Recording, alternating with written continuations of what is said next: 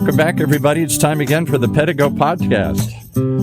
Talking to the entrepreneurs making the revolution, the e-bike revolution happen, and the love stories of those just riding along. And today, well, we got a little bit of both. We got a guy that loves this product, that's for sure, and loves the whole e-bike movement. Welcome, Rich Bastian. You've got an amazing story here. You've got just a couple of stores, I think, here. How many are you up to now? You're in New Jersey somewhere here. We have 3 in Jersey, in Cape May, New Jersey, Ocean City, New Jersey, which are stores on the Jersey Shore, Lambertville, New Jersey, which is a historic town up in more central New Jersey. And we also have Lewis, Delaware, and Manayunk, which is in Philadelphia. We have 5 stores up and running. And the aspiration, are we pushing you in a direction you don't want to go? But I'm told that you want to do 10. Is that true? That's the word.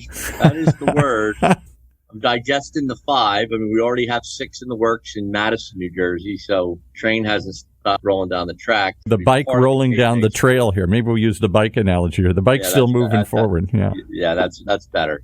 Thank you. Madison will be open up in September, and Wildwood should be opened up here in the next couple of months. So we'll have 7 stores, and then our eyes on a few other down the road. So share the journey. How did you discover Pedego e-bike? How did you discover e-bikes at all? Were you in the bike business before? No, I've never been into any. I've owned several businesses with my brother over the last 25 years. What kinds of business? Just to give us some, I don't know, insurance agencies, paint stores. What did you own here? Right. Kind of ran the gamut. We started, my brother and I started a plastic recycling company. Of course. Which makes a lot of sense, right?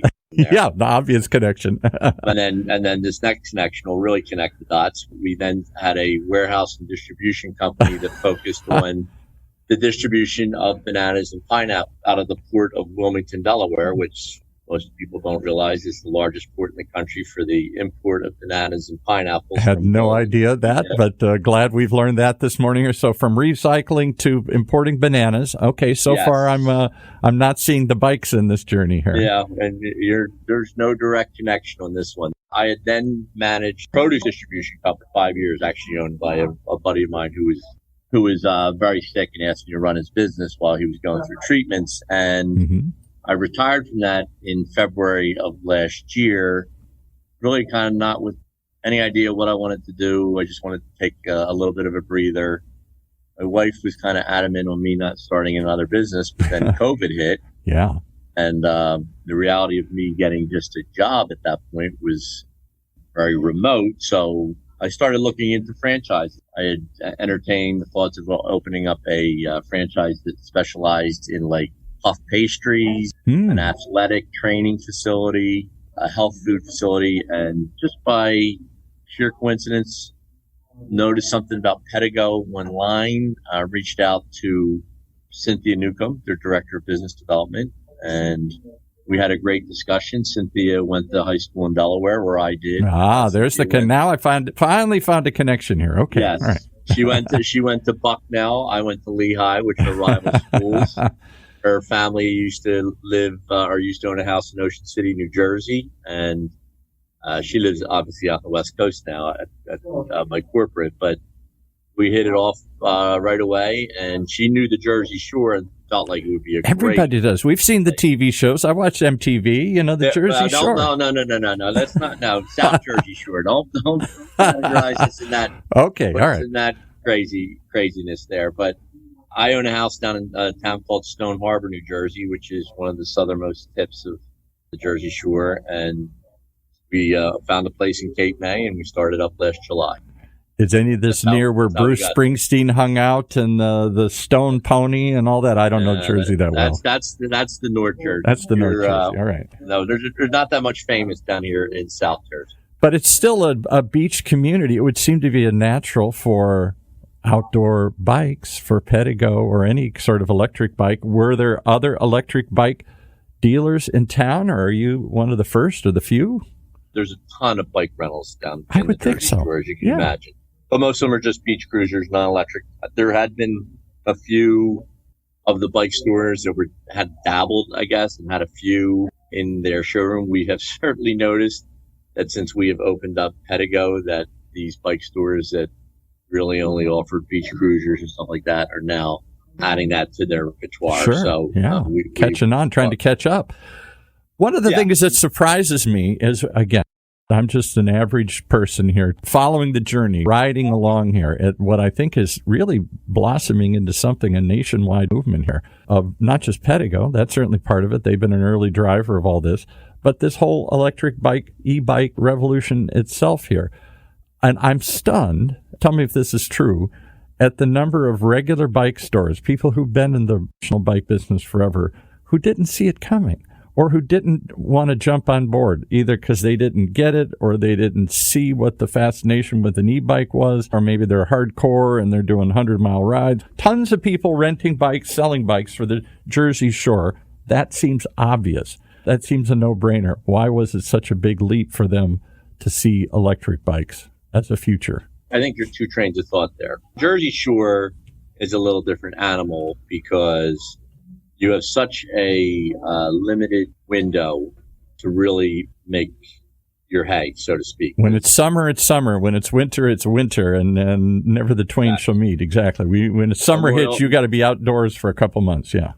Memorial Day to Labor Day is where you got to do 80% of your business. You're going to have a little bit when the book ends in beginning in May, April, September, October, but you have basically a 3-month window. That's an awfully calculated risk to be bringing a lot of electric bikes when a lot of these bike stores have been around forever, and they've got bikes. Some of these things, like to look at the age of them, and they've been paid for time and 5 times over. So these guys are doing fine. It's a seasonal business. Where the difference after Labor Day, and most of these stores will stay open through September because there's still a pretty good amount of people down the beach. Come October 1st, these guys all shut their doors. Yeah. All these bike stores shut their doors, and they will open up again in May. We're open all year round. Now, we're not going to be open Monday through Sunday in the middle of December, January, but we're certainly going to be open on weekends by appointment. So, you're making more of a commitment with an electric bike. These guys don't really want to do that. The other train of thought is, and this is not because of any knowledge that I have, but just something that's been transferred to me. These bike stores like Trek and Giant and Specialized, all these guys, there's a badge of honor with being the cheaters. Right. There is, exactly. Now you're starting to get into. You're not pedaling. Come on, you got to push that thing. Yeah. Yeah. Like if you don't walk into some of those stores, again, this is not from experience. This is just what I hear. If you don't walk in there wearing a Lycra and, a top of the line helmet, they kind of look at you. I would not be a good guy walking in there with gym shorts, a little bit of a belly, and looking like I just crawled out of bed. That's not a real Jerseyite, or whatever they call people from Jersey here. Well, let me tell you a quick story. I've never shared this one before, but years and years ago, way before I met electric bikes, I'm talking 15, 20 years ago, moved into Orange County with my family, young daughter and wife. There was a trail behind our house. It's Orange County. There's a bunch of these canyons and trails, and we happen to be next to one. Well, honey, we're in our 50s. Let's go get a bike again. Wouldn't this be fun with the kid to go out and just ride on a bike? And two things. It wasn't as much fun as I thought it was. It was fun going down the canyon. It wasn't fun coming back up out of the canyon. And that killed it. But the other thing was the experience, just what you said. I went into a couple of bike stores here in Orange County, and I was treated like, get out of here, old man. I just wanted a bike. And they wanted to sell me this, thing for a 100-mile ride, and it's some bunch of gearheads, and they're all into this. And I felt unwelcome. I really was shunned because I just wanted a bike. And, I ended up going to Sears, just getting a bike. And I thought, wow, they missed a chance. I had the money. Money wasn't the problem. It was, I don't know anything about bikes, and they didn't want to teach me because I wasn't part of that little passionate in crowd that was into 100-mile excursions or whatever they do. Yeah. Yep, that story doesn't surprise me. So I think along comes e-bikes, and cheat. I need a little bit of help. I'm in my 60s. I wasn't in the 50s anymore here. And I could use a little assist, particularly coming back and helping me up and down the hills and all those other things here. and maybe my knees hurt a little more because I pushed them too hard when I was younger, and other sorts of things. I could use a little. I can still pedal it if I want, though, right? This isn't a motorcycle. This is a right. Yeah, you can get plenty of exercise in these. Yeah. So, all right. So along comes this new thing, maybe for a new crowd, maybe for not the hardcore bicyclists that are into the long, cycling, whatever they call these things when they ride for 100 miles. I know they have names for all this stuff here. But the average people, particularly of a certain age, as we get older and whatnot, this is a very appealing product for us. So who do you sell to? Is it just day trippers, or are these dedicated bike enthusiasts who are going to ride day in and day out, or week in and week out? I mean, you get a little bit of a combination, but I think for the most part, if I was going to categorize what the predominant customer is somebody who is feeling the aches and pains. We get a bunch of people with hip replacements, knee replacements. Mm-hmm. Is not ready to throw in the towel, still wants to be active, still wants to get out there, explore the outside, not ready to live a sedentary life, and looks at this as an opportunity to stay out there. We get a ton of couples, a lot of husband and wives who this is an opportunity for them to do something together. The stories I love or the people that I love are the husband that comes in that says that his wife needs one of these bikes because she needs to keep up with them. And then about a month later, he's in for his bike because she's running, she's doing figure eights. She's doing figure eights. This can't have this happen. Well, this sounds like your story. If I'm told correctly, didn't you have both of your hips replaced? I don't know if we're supposed to reveal that or not, but. 2017, I get both hips replaced, 2 different operations. So for me, I wouldn't say I was an avid bike rider, but down the shore, it's hard not to be. It's a beautiful day in the summer, and the boardwalk and the beach and everything here. We got to get out. So you're preaching to the converted here. The customers you're describing is you. It is me. It's an easy discussion to have. We had a gentleman in today, 75. He had a hip replacement back at the end of January, and an old wrestling injury. Yeah. And he is determined to, not give up because he lives out here in Lewis and he wants to ride these state parks, and there is some hills, and he just wants to keep going. Tell me about your father's story. Somebody slipped me a little note, said your father was battling cancer and Pedego allowed him to get out. Yeah, that was kind of what sealed the deal for me as far as moving forward with Pedego. My dad passed away in November. Sorry to hear that. But back when I bought my first bike, which was in April of last year, I took it down the shore. My dad at the time wasn't doing great, but he was still getting around. We kind of knew that he was in the last stretch of his life. Right. Big bike rider, loved to ride bikes, hadn't been able to ride for a couple of years. There you go. I brought the bike to their house. My parents also owned a house in Stone Harbor.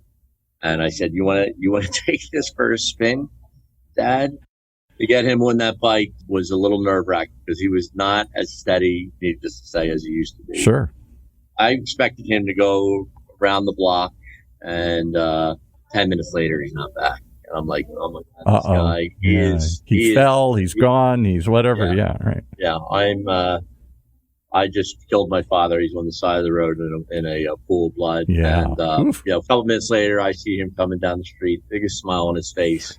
He probably was able to ride that bike from May till August. I did not get a chance to ride that bike for 4 months. Honest to God, because it did not leave his side. He rode pretty much every day. And I got to be honest with you, I think towards the end, I'm not sure he did anything but throttle, but he was out there. He was alive. He was in the world. He wasn't inside as so many are as they get advanced or get ill. Yeah, I've lost both of my parents. So those last months are awful because they're just bedridden or they're inside or depressed or all of that. Yeah.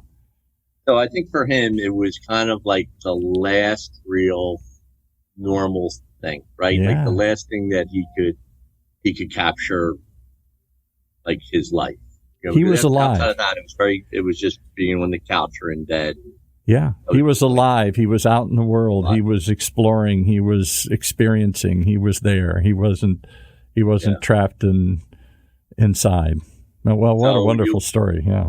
So in every store that I have, all the stores have big windows, display windows. Sure. So I have put screens on, like screens of Pedego pictures on all the windows. And in every store, one of the pictures is a picture of my dad on his Pedego bike. So that's my, how the Notre Dame, that's like, play like a champion today when they walk out of the stadium. They tap that. That's like, I tap that every day when I walk into a store. I'm a good Irish Catholic, very familiar with the Notre Dame. Been down there, the whole Rudy story and all that stuff. Watch that movie, yeah. Well, go ahead. Have you been to South Bend? I mean, I know we're getting off the subject, but I'm just unbelievable, isn't it?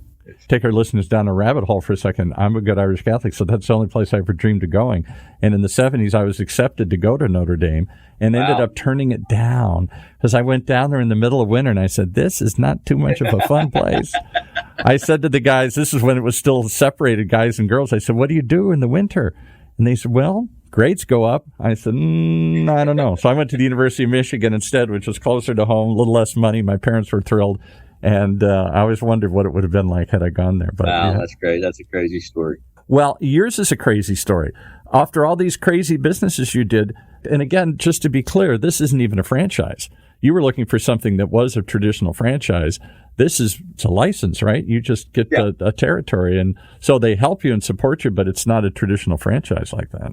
No, not by any stretch. You're very independent in a lot of your planning and progressing. They certainly hand you a little bit of a play chart, but you got to decide whether you're going to run, pass, right.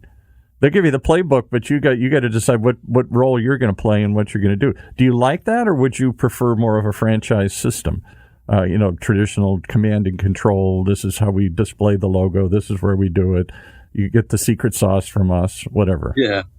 Well, I think if you had asked me that this time last year when I opened up the first store, Cape May, I probably would have said I would prefer to have something a little bit more detailed. Right. But once you get through, all the steps and you have that in your DNA, so to speak, I'm glad that we have that independence to be able to Well, it gives you freedom. You're part of a family. You're part of a product line. One of the things that surprised me, whether it's a franchise license or whatever you want to call it, I'm surprised the number of major bike manufacturers, traditional bikes and e-bikes, that just sell to dealers who sell everything. Then somebody who sells everything, you don't know what they're going to push, whatever they like or whatever they get the best spiff on, I suppose, or something here. It isn't necessarily driven even by what's best for the customer. But if you're selling Pedego e-bikes, you got to be all in on the program here. It's a little bit of a dilemma, even though we decided, people come up in other types of e-bikes, and while you want to be inclusive and you want to get them, you obviously want to always try to satisfy your customer. Sure. Fact of the matter is that we politely just say, I'm sorry, this is not a Pedego. Like we don't carry rat parts or all the other different types of bikes. No, nor should you. Right. Go back to the internet where you bought that bike. Yeah. How fair is it if a customer who's just buying a Pedego is seeing somebody else walk in with another bike and we're saying, oh yeah, bring it to the back. We'll see what we can do. Wait a second, I'm paying a premium to own a Pedego, and you're still going to do that for the guy who just bought a bike online? I think it's a question of fairness, but I think it's also a question of commitment. If you had one store, I'd say, well, okay, he committed to the program. But you've now opened up multiple stores. You're on, whatever you said, 5 or 6 now here with hope to double this. So obviously not just the model that they've put forth, which gives you some direction and yet a lot of freedom, but the fact that selling one good product really seems to be that's what they used to say about cars in the old days. I mean, my dad was a car guy, worked for Chrysler, and he was always saying, well, I don't know why they let him sell 12 other kinds of cars. How can you really focus? How do you really understand the brand? How do you really believe in the brand and do everything you can get behind it if you got 12 other brands? The minute somebody, I'll sell you anything. Agreed. I mean, the nice part about Pedego, too, is it's not that they're giving you one model to choose from. No, right. We have 18 different models, and they do a fabulous job with their accessories. So can I go into McDonald's and get any sort of, can I get a Kentucky Fried Chicken and everything else? Occasionally they try those double franchise models. They never work because you've got to really believe in what you're doing. And I think you got to, pick carefully and get behind it. And So I think that's, I think that's part of the success of this, that you've got a dedicated group of people like yourself who obviously believe in the model of the business model and the product that you're peddling. You're peddling a bike I can pedal or get some assist on here. I love it. I just love the bikes. I really do. And I love the best part of this job, hands down, is getting somebody on a bike for the first time. Everybody says that. I got on today, and he got to ride this bike. And we have a little loop around the Lewis store, and he came around and just seeing his face. It's just a great feeling. To make people it's that feeling you saw in your dad's face when he came back. You thought in horror, what did I do? And suddenly you realized, oh my God, what did I do is right. I put a big smile on my old man's face here. That's something every son wants to do. I guess I gave up my bike for the summer because he's not giving it back. Yeah, all right, exactly. Well, if somebody wants to get on one of the bikes in anywhere around the Jersey Shores, tell us where you're at. Tell us how they get a hold of you. It started in Cape May. I got to go look up Cape May. I know that's part of the long Jersey Shore there, and it floods to the Jersey Shore when you're out east. That's the place to go. Yes, that is the hot spot. Cape May is the southernmost tip in New Jersey, and that's why Lewis was a nice start. I actually take the ferry. The ferry crosses from Cape May over to Lewis, Delaware. So I go. I'm heading back to Cape May here in a little bit. I'm taking the 4:15 ferry back. We got to get you on it. I love ferry. I don't know why I'm like a little kid. I didn't grow up around ferries, but every time I've had a chance to see them, when you go mostly out east, or there's a couple out here, the Balboa ferry and stuff. I'm like a little kid when I get in a ferry. I don't know why. Yeah, they are. Something amazing. Even if it's a 2-minute ride across the little river or something here, it's just something you're pulling away, and for a moment you're just suspended out there in the river. And most of the people, it's either a lot of cars on the ferry or bikes. There's always a ton of bikes on the ferry. There's typically 100 cars on these ferries, and pretty much as many bikes and several hundred passengers. They tow a lot of people back and forth. Yeah, they sure do. Well, I want to be conscious of getting you on the ferry in time. How do people find you? How do they find your main store, and how do they find your other stores? So it's Pedego, CapeMay.com is the main store, but all the other stores are Pedego with the last name, PedegoLewis.com, PedegoManayunk.com, Pedego.